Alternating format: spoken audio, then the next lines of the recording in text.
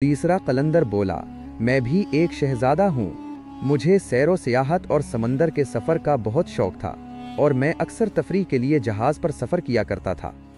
एक मर्तबा जहाज़ में बैठकर एक जजीरा देखने जा रहा था कि समंदरी तूफ़ान ने हमें घेर लिया और जहाज़ कप्तान के बस से बाहर हो गया। हम मौजों के रहमो करम पर थे कि मौजें जहाँ चाहें ले जाएं। 10-12 रोज़ समंदर में भटकते रहे लेकिन कहीं किनारा नज़र न आया। कप्तान सतोल पर चढ़ गया और चारों तरफ देखने लगा। थोड़ी देर के बाद वो घबराया हुआ नीचे उतरा और कहने लगा कि अब बचने की कोई उम्मीद नहीं है। मैंने पूछा, क्यों, क्या हुआ? कप्तान बोला कि हम भटक कर मिकनातीसी पहाड़ के करीब आ गए हैं और कुछ देर में जहाज़ इससे जा टकराएगा। जितना लोहा जहाज़ में इस्तेमाल हुआ है सब पहाड़ से चिमट जाएगा और तख्ते अलग हो जाएंगे। ये सुनकर सब ज़ारो कतार रोने लगे। इतने में जहाज़ पहाड़ के और करीब आ गया और फिर दफतन तेज़ी से चला और पहाड़ से टकराकर टुकड़े टुकड़े हो गया। मुझे नहीं मालूम कि मेरे साथियों में से कौन बचा या सब गर्क हो गए। मैं एक टूटे हुए तख्ते पर बहता रहा यहाँ तक कि एक दूसरे पहाड़ के किनारे जा लगा। मैंने खुदा का शुक्र अदा किया और तख्ता छोड़कर पहाड़ पर चढ़ गया। ऊपर जाकर देखा कि पीतल का एक गुंबद है और इसकी चोटी पर पीतल का बना हुआ एक घोड़ा सवार है। मैं देर तक मुतअज्जिब नज़रों से इसे घूरता रहा। इसी असना में रात हो गई। मैं एक महफूज जगह देखकर वहीं सो गया। रात को ख्वाब में एक बुजुर्ग को देखा। वो मुझसे फरमा रहे थे कि सुबह उठकर उसी जगह को खोदो जहां तुम सो रहे हो। अंदर से तुम्हें एक पीतल की कमान और शीशे का तीर मिलेगा। उसको लेकर एक तीर गुंबद वाले सवार को मारो। सवार गिर जाएगा और घोड़ा तुम्हारे पास आ जाएगा। फिर कमान उसी जगह दफन कर देना। इस अरसा में समंदर के अंदर तूफान आएगा। तुम घोड़े पर बैठकर नीचे चले जाना और समंदर में एक कश्ती तलाश करना। वो तुम्हें ज़रूर मिलेगी। तुम इसमें बैठ जाना, लेकिन ये ख्याल रहे कि इसमें बैठने के बाद खुदा का नाम ना लेना, वरना कश्ती टूट जाएगी, क्योंकि ये सब सहर और सिफली का कारनामा है। जैसे मुझे ख्वाब में बताया गया था मैंने वैसे ही किया। चुनाचे मैं घोड़े की मदद से कश्ती में सवार हो गया। वो कश्ती एक पीतल का मला चला रहा था। कश्ती 8-10 रोज तक बराबर चलती रही। इसके बाद किनारा नजर आने लगा। खुश्की को देखकर मुझे इतनी खुशी हुई कि बुजुर्ग की बताई हुई एहतियात भूल गया और बेख्तियार मेरे मुंह से खुदा का शुक्र निकल गया। इधर खुदा का नाम मेरी जबान पर आया, इधर कश्ती रेजा रेजा हो गई। मैं पानी की मौजों में डूबता उभरता रहा। जब मेरे होशो हवास दुरुस्त हुए तो मैं पानी में था। उठकर किनारे पर आया और खुदावंदे करीम का शुक्र अदा किया। इधर इधर घूम फिर कर कुछ जंगली फल खाए। फिर दूर तक आबादी की तलाश में फिरा, लेकिन कहीं इंसान का नामो निशान तक नजर न आया। मैं फिर किनारे की तरफ आया तो सामने से एक जहाज आता हुआ नजर आया। मैं बहुत खुश हुआ, लेकिन फिर ख्याल आया कि मालूम नहीं कि आने वाले दोस्त हैं या दुश्मन, एहतियात जरूर करनी चाहिए। मैं एक दरख्त पर चढ़ गया। इतनी देर में जहाज करीब आ गया। इसमें से कुछ आदमी उतरकर खुश्की पर आए और एक जगह से मिट्टी हटाई। वहां एक तहखाना था। इसको खोला और इसमें बेशुमार चीजें खाने पीने की रखें। उसके बाद एक निहायत खूबसूरत 15 साल के लड़के को इसके अंदर ले गए। थोड़ी देर बाद वापस आ गए, लेकिन लड़का नहीं लौटा। मुझे ताज्जुब हुआ कि इस कार्रवाई का क्या मतलब है। उन लोगों ने फिर तहखाना बंद कर दिया और जहाज की तरफ चले। मैंने सोचा कि मुझे इस गरीब लड़के की मदद करनी चाहिए। खुदा जाने क्यों ये लोग इसको जिंदा दरगोर कर गए। चुनाचे जब वो जहाज पर सवार होकर चले गए तो मैं दरख्त से उतरा और तहखाना खोलकर अंदर चला गया तो देखा बड़ी पुरतकल्लुफ जगह है और एक मंदिर पर वो लड़का बैठा है। मैंने उसको देखकर सलाम किया और मुझे देखकर लड़का डर गया। मैंने उसको तसल्ली दी और बताया कि मैं भी एक मुसीबत ज़दा इंसान हूँ। मेरा जहाज तबाह हो गया था। मैं एक तख्ते के सहारे बहता हुआ यहाँ आ लगा, लेकिन ये बताओ कि तुम कौन हो और यहाँ किस तरह आए। लड़के ने कहा कि मेरी पैदाइश के वक्त नजूमियों ने बताया था कि इस लड़के के 14वें साल खतरा है और किसी अजनबी इब्ने कस्ब के हाथ से मारा जाएगा। इसलिए मेरे वालिद ने इस गैराबाद इलाका में एक तहखाना बनवाया और मुझे यहाँ छोड़ गए। 40 रोज गुजरने के बाद फिर कोई अंदेशा नहीं। चुनाचे मेरे वालिद आज से 40वीं रोज बाद आकर मुझे वापस ले जाएंगे। मैं इस लड़के के मुंह से अपना नाम सुनकर हैरान रह गया कि उन्हें कैसी मुसीबत पड़ेगी कि मैं इस लड़के को कत्ल कर दूं। चुनाचे 40 रोज गुजर गए और हम बड़ी मोहब्बत से रहते रहे। ठीक 40वीं रोज जबकि उसके वालिद आने वाले थे, میں نے اس کو غسل کروایا، لباس تبدیل کرایا اور کھانے کے لیے کچھ پھل رکھے۔ سرہانے کی طرف الماری میں چاقو پڑا ہوا تھا۔ میں نے بڑھ کر اس کو اٹھایا اور جب بیٹھنے لگا تو میرا پیر پھسل گیا اور میں لڑکے کے اوپر گرا اور چاقو لڑکے کے سینے میں اتر گیا اور لڑکا وہیں ختم ہو گیا۔ اس واقعے کا مجھے اتنا دکھ ہوا کہ میں رو پڑا، لیکن کیا کر سکتا تھا؟ تقدیر الزہی تھی جو پوری ہو کر رہی۔ میں تہہ خانے سے نکلا اور آنے والے لوگوں کے خوف سے درخت پر چڑھ گیا۔ کچھ دیر بعد وہ لوگ آئے اور تہہ خانہ کھلا دیکھ کر گھبرائے ہوئے اندر گئے۔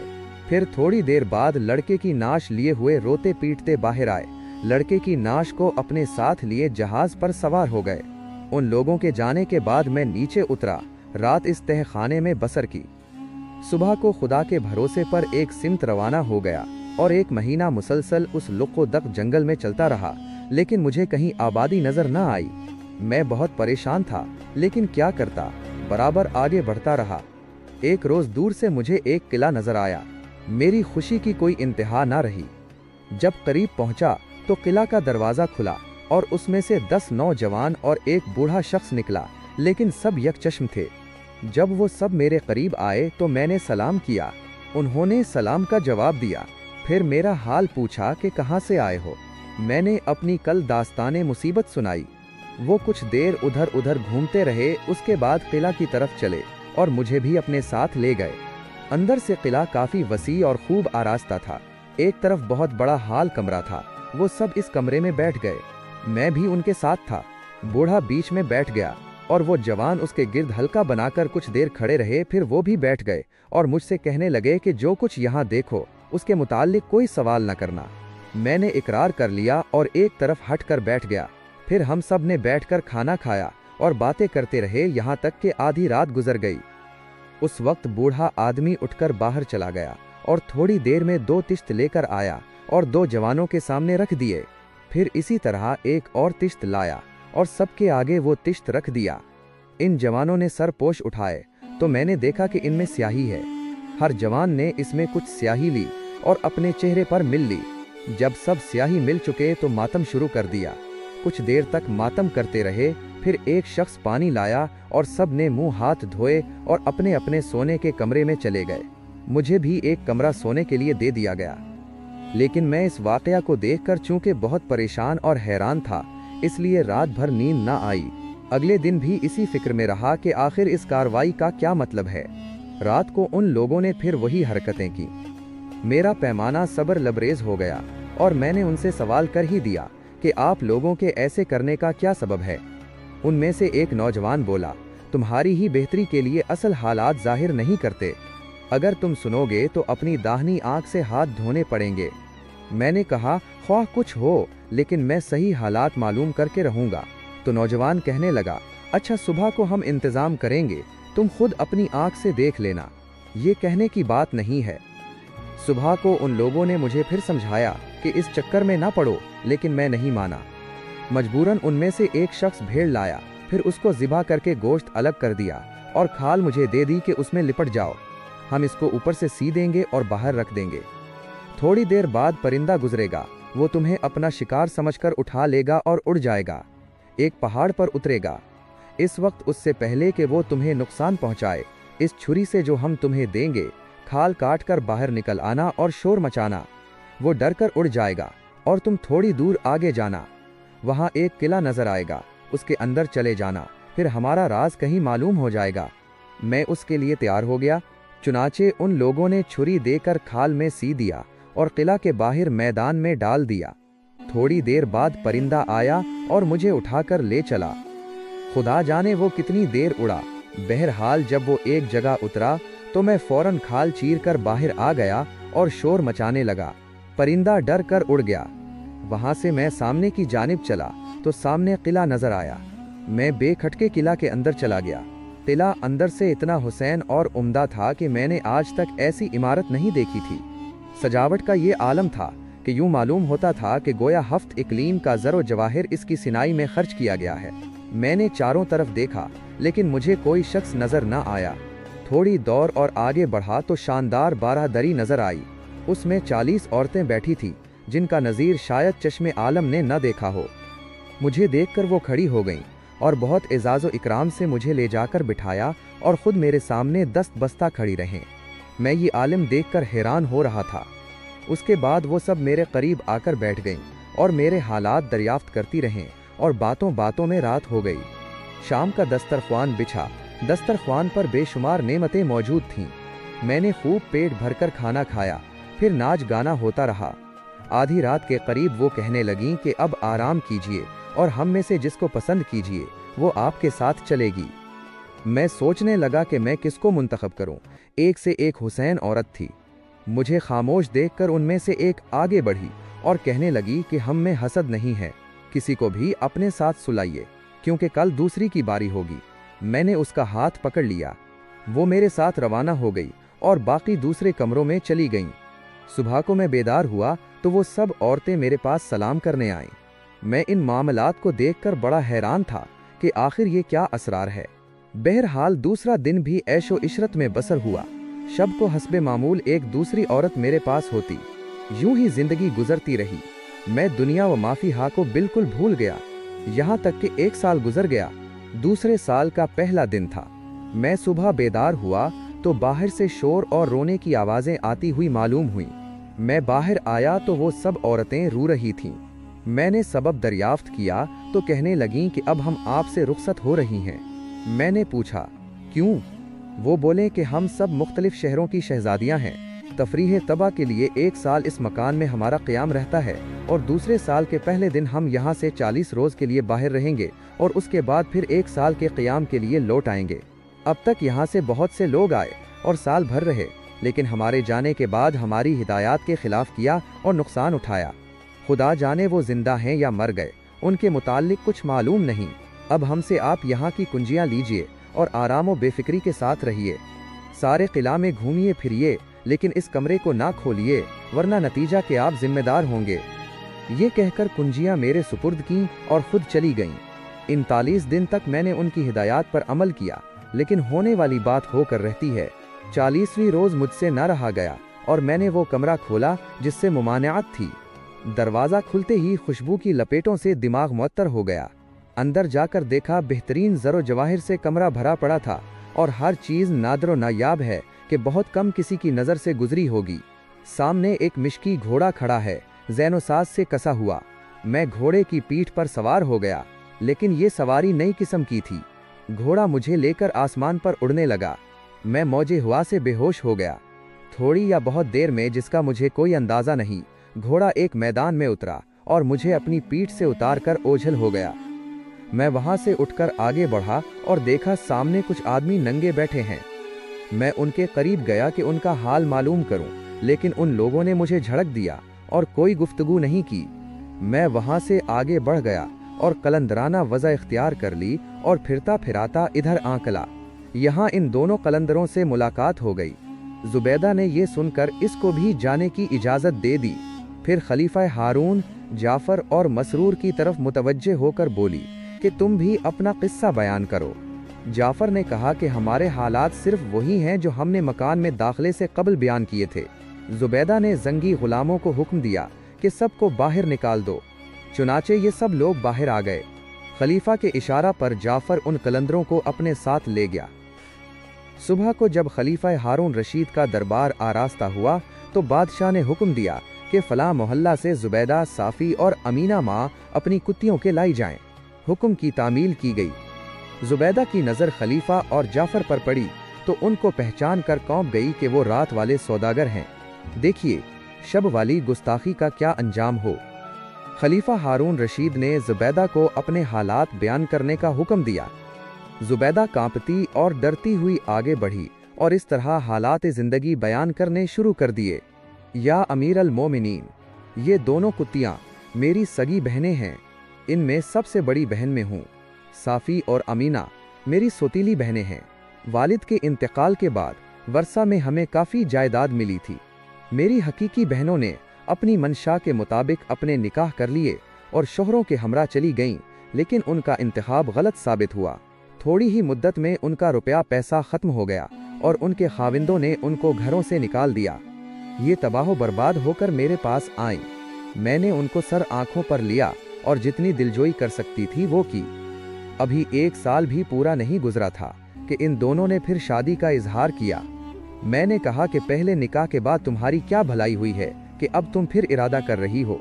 चंद दिन सब्र करो, मुनासिब मौका देखकर मैं तुम्हारी शादी का इंतजाम कर दूंगी। लेकिन मेरी दोनों बहनें मुस्सर रहीं और हस्बे मर्जी दोबारा अक्द कर लिए, लेकिन कुछ ही दिन बाद फिर परेशान हाल वापस आईं। मैंने मुनासिब ना समझा कि उस वक्त उनको मलामत करूं, अपने यहाँ मोहब्बत से रखा। अभी चंद महीने गुजरे थे कि हमें तिजारत करने का ख्याल पैदा हुआ। हम मुनासिब माल खरीद कर तिजारत के लिए रवाना हुई, लेकिन तकदीर से हमारा जहाज रास्ता भूल गया और हम बज़ाहिर एक गैर आबाद जजीरे के पास पहुंचे। कप्तान नीचे उतरा और जजीरे के हालात मालूम करने चला गया। थोड़ी देर बाद वापस आया और कहने लगा कि यहाँ आकर खुदा की कुदरत देखो, क्या क्या अजायबात हैं। हम सब उतर कर घूमने फिरने गए। मेरी बहनें एक सिमत चली गईं, मैं दूसरी सिमत चल पड़ी। मालूम होता था कि एक शहर आबाद है, मकान नफीस और आलीशान, बाजार सजे हुए, बागात और नहरें मौजूद। हर तरफ फैले हुए हजारों आदमी सड़कों पर नजर आए, लेकिन सब पत्थर के बने हुए, कोई अपनी जगह से हरकत नहीं करता। मैं सख्त ताज्जुब के आलिम में देखती हुई आगे ही आगे बढ़ती गई। थोड़ी और आगे बढ़ी तो एक मकान से इंसानी आवाज आई। मैंने अंदर झांका तो मालूम हुआ कि एक बहुत खूबसूरत नौजवान बैठा कुरान मजीद पढ़ रहा है। मैंने अंदर जाकर उसको सलाम किया। जब से मेरी नज़र उस पर पड़ी थी, दिल का अजीब हाल था जो कि अर्ज़ करते हुए शर्म महसूस होती है, लेकिन हुजूर के सामने चूंकि सब वाक़यात पेश करने हैं, इसलिए मजबूरन कहती हूँ कि इस नौजवान को देखकर मैं उससे मोहब्बत करने लगी। जब सलाम करके मैं उसके करीब गई तो वो भी खड़ा हो गया और कहने लगा कि खुदा का शुक्र है, आज मुद्दत के बाद अपने जिन्सों की सूरत नजर आई है। मैंने उससे हाल दरियाफ्त किया तो वो मर्द आह भरकर बोला कि इस मुल्क का बादशाह मेरा बाप है और यहाँ के लोग आतिश परस्त थे। मुझे जिस दाया ने परवरिश किया वो मुसलमान थी। कभी कभी मुझे भी इस्लाम के फ़राइज़ बताया करती थी। जब मैं सुनने शऊर को पहुँचा तो मैं पोशीदा तौर पर मुसलमान हो गया और कुछ ज़माना गुजारा तो एक रोज़ एक आवाज़ गैब से आई, जिसे सारे शहर ने सुना कि तुम सब खुदा पर ईमान ले आओ, मुसलमान हो जाओ, वरना अजाब आने वाला है। आहले शहर ने सुना लेकिन परवाह ना की। आखिर अजाब आया और सब पत्थर के बन गए, सिर्फ मैं तन्हा बाकी बचा हूँ। अमीरुल मोमिनीन। ये हाल सुनकर मैं डरी और इससे कहने लगी कि किनारे पर हमारा जहाज़ खड़ा है, अगर आप भी यहाँ से चलना चाहें तो हमारे साथ चलें। वो तैयार हो गया। फिर हम जहाज़ पर आए और यहाँ से ज़रो जवाहिर भर लिया। वो नौजवान शहजादा भी मुझसे मोहब्बत करने लगा था। चुनाचे जहाज़ पर ही हमारा अक्द हो गया और हम हंसी खुशी बगदाद की तरफ रवाना हुए।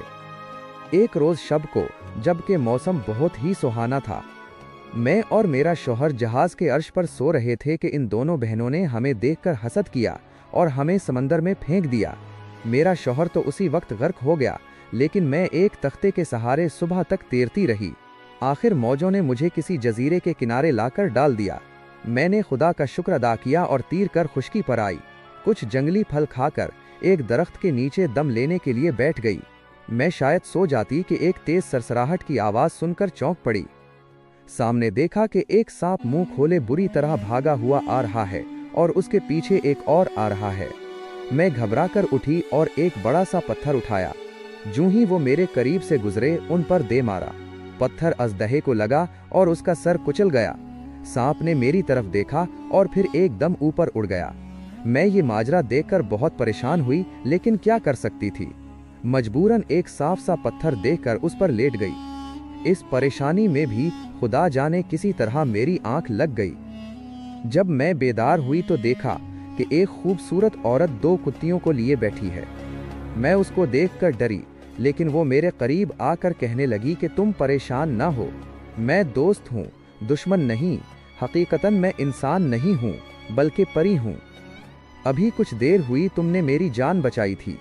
मैंने पूछा कि मैंने तुम्हारी जान कब और किस तरह बचाई है। वो मुस्कुराकर बोली, वो सांप जो दौड़ा हुआ आ रहा था मैं ही थी, और ये अजधा जो मरा पड़ा है एक जिन था जो मुझे पकड़ना चाहता था। खुदा ने उस वक्त तुम्हें मेरी मदद के लिए भेज दिया और तुमने इस खबीस को हलाक कर दिया। उसकी हलाकत के बाद जब इत्मीनान से मैंने तुम्हारी तरफ देखा तो मुझे असली हाल मालूम हो गया। चुनाचे मैं फौरन उड़ गई और तुम्हारे जहाज को बाएहतियात बगदाद पहुंचाकर कल मालो असबाब भी तुम्हारे घर रख कर आई और तुम्हारी गद्दार बहनों को बतौर सज़ा कुत्तियों की शक्ल में तब्दील कर दिया है जो ये हाजिर हैं। उनका कसूर ऐसा नहीं कि सिर्फ इस सज़ा पर किफ़ायत की जाए, बल्कि रोज़ाना इनको 100 कोड़े मारो वरना तुम नुकसान उठाओगी। फिर कहने लगी कि तुम आंखें बंद कर लो। उसने मुझे उठा लिया और फिर जो आंख खुली तो खुद को अपने मकान बगदाद में पाया। जाते हुए उसने मुझे अपना बाल दिया कि अगर कभी मेरी मदद की ज़रूरत हो तो तुम मुझे बुला सकती हो। ए अमीरुल मोमिनीन, इस रोज़ से रोज़ाना मैं उन कुत्तियों को 100 कोड़े मारती हूँ, लेकिन फिर बहन होने का ख्याल आता है तो उनको प्यार करती हूँ। जुबैदा अपना किस्सा सुनाकर एक तरफ बैठ गई। खलीफा ने फिर अमीना को हुक्म दिया कि तुम अपना हाल बयान करो। ये सुनकर अमीना खलीफा के सामने हाथ बांधकर खड़ी हो गई और अपना हाल इस तरह सुनाना शुरू किया जैसा कि बहन जुबैदा ने अपने किस्सा में बयान किया है। मेरे वालिद ने बहुत दौलत छोड़ी थी। मैं अपना हिस्सा लेकर अलग हुई। कुछ मुद्दत बाद मैंने एक जवान सालेह से अक़्द कर लिया, लेकिन वो थोड़े ही दिनों बाद फौत हो गया। मुझे इससे बहुत मोहब्बत थी, चुनाचे मैंने अहद कर लिया कि निकाह सानी नहीं करूंगी। रुपया पैसा की मेरे पास कोई कमी न थी। मैं इत्मीनान से अपने घर रहने लगी कि पता चला कि कुछ दिनों बाद मेरी एक अजीज़ की शादी है। इस तकरीब में अमीरुल मोमिनीन के यहाँ से भी बाज़ ख़वातीन आएंगी। मुझसे रिश्तेदारों ने कहा कि वाकिफ़ नहीं है, अगर तुम चलो और उनकी तवाज़ो का इंतज़ाम कर दो तो ऐन नवाजिश होगी। मैंने मंजूर कर लिया और उनके साथ रवाना हो गई। वो मुझे एक बहुत बड़े मकान में ले गए। वहाँ एक निहायत खूबसूरत औरत और जवान ने मेरा इस्तकबाल किया और एजाज़ो इकराम से सदर मकाम पर बिठाया, लेकिन मैं हैरान थी कि यहाँ शादी का कोई हंगामा नज़र नहीं आता। वो औरत मेरे पास बैठ गई और कहने लगी कि बहन माफ़ करना, शादी तो एक बहाना था। असल बात यह है कि बहुत बड़े अफसर का लड़का तुम पर आशिक हो गया है। इसका हाल बहुत ही अबतर है, तुम उस पर करम करो और शादी कर लो। ये सुनकर मैं बहुत ही नाराज़ हुई कि क्या यही शरीफों का शेवा है। अभी मैं शायद और कुछ सख्त कहती कि एक निहायत खूबसूरत नौजवान अंदर आया और मुझसे दस्त बस्ता खड़ा होकर शादी की दरख्वास्त करने लगा। अंदाजे से मैंने समझ लिया कि ये किसी बहुत बड़े आदमी का लड़का है, इसलिए बहुत ज़्यादा सख्ती भी नहीं कर सकती। जब मैंने कोई जवाब न दिया तो कहने लगा कि मेरी जान पर बनी है, जब तक तुम इकरार नहीं करती तुम्हें जाने नहीं दूंगा, और अगर बात बढ़ी तो खैर मैं अपनी जान दे ही दूंगा, लेकिन तुम भी बगदाद में रुस्वा हो जाओगी। ये सब बातें मैं भी सोच रही थी। आखिर मैंने दिल को समझाया कि तो इन हज़ारों में एक है, साहब इज़्ज़त व वक़ार वाला है, खामोशी से कबूल कर लेना ही बेहतर है। चुनाचे मैंने रजामंदी जाहिर कर दी। इसी वक्त काजी साहब आ गए और हमारा अक़्द हो गया। मैं अपने शौहर के साथ रहने लगी, लेकिन मालूम न हो सका कि ये कौन है। एक रोज़ मैं बाज़ार में कपड़ा खरीदने गई। एक दुकान पर मैंने कपड़ा देखा और कीमत दरियाफ्त की तो बजाज ने बड़ी गुस्ताखी से कहा कि सिर्फ एक बोसा। मैं बहुत नाराज़ हुई और चलने का इरादा किया। इतने में दुकानदार उठकर मुझसे लिपट गया और मेरे रुखसार पर उस जोर से काटा कि खून निकल आया और फिर दुकान के दूसरे दरवाजे से भाग गया। मैं शर्म गैरत की वजह से घर चली आई। शाम को मेरे शौहर ने मेरा रुखसार देखकर पूछा कि क्या हुआ। मैंने झूठ का सहारा लिया और कह दिया कि चोट लग गई है, लेकिन वो मुतमईन ना हुआ और एक गुलाम को बुलाकर हुक्म दिया कि उसे कत्ल कर दो। मैं बहुत रोई पेटी, लेकिन उसे रहम ना आया। आखिर वो बूढ़ी औरत जो मुझे लाई थी उसके कदमों में गिर पड़ी और मेरी जान बख्शी के लिए अर्ज करने लगी।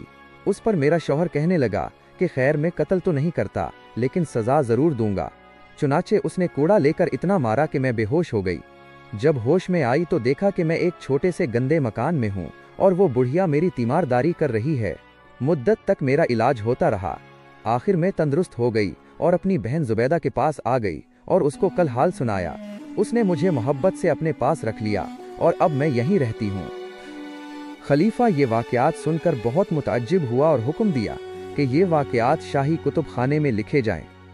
फिर जुबैदा को कहा कि उस परी को बुलाओ जिसने तुम्हारी बहनों को कुतियाँ बनाया है। जुबैदा ने परी का बाल निकाला और उसको जला दिया। परी फौरन सामने आ खड़ी हुई और खलीफा को सलाम किया। फिर कहने लगी कि अमीरुल मोमिनीन, मैं जुबैदा की बेहद ममनून हूँ। खलीफा ने परी से कहा, क्या फिर तुम इन कुत्तियों को असली सूरत में ला सकती हो? परी ने कहा, हाँ। बादशाह ने कहा कि तुम उनको इंसान बना दो। परी ने कुछ पढ़कर दम किया तो वो कुत्तियाँ इंसानी शक्ल में आ गईं। फिर खलीफा ने कहा कि मेरी हुकूमत में अमीना जैसी पाक व बहादुर लड़की पर जुल्म करने वाला कौन शख्स है? परी ने कहा, आपका छोटा लड़का आमीन। फिर अमीना पर पड़ा हुआ पानी छिड़का, जिससे उसके सब जख्म के निशानात वगैरह साफ हो गए और परी सबको सलाम करके गायब हो गई। खलीफा ने अमीन को तलब किया और अमीना का हाथ उसके हाथ में देकर असल वाक़या बताया और कहा कि इसको अपने हरम में रखो, ये बिल्कुल बेगुनाह है।